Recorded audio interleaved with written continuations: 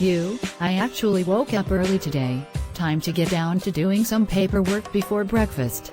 Holy gripes and schnitzels, how did you get into my house? I did not let you in here.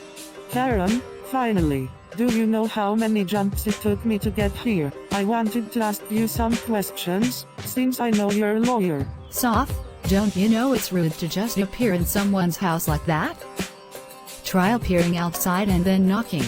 I'm not that accurate when I do it, and sometimes, nobody's there. Anyway, I've been trying to track my consumption of food, but it keeps changing, and there's no way to model the whole thing.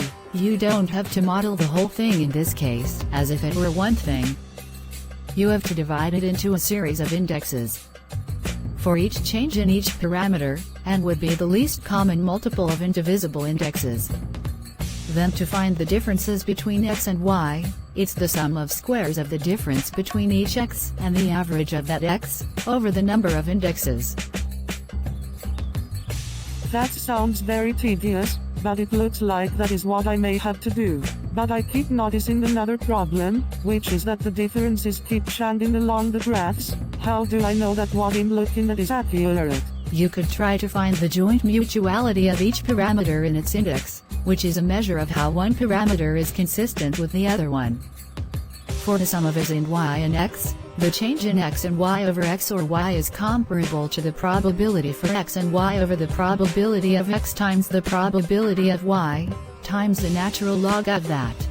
That sounds like a very necessary measure, one that uses the probability or concentration of a parameter at a given comparison of another parameter to determine how they are associated with each other.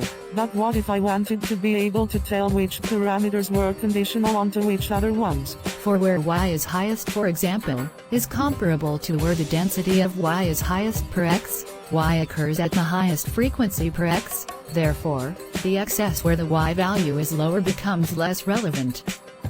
Thus, the way x affects y or y affects x can be weighted.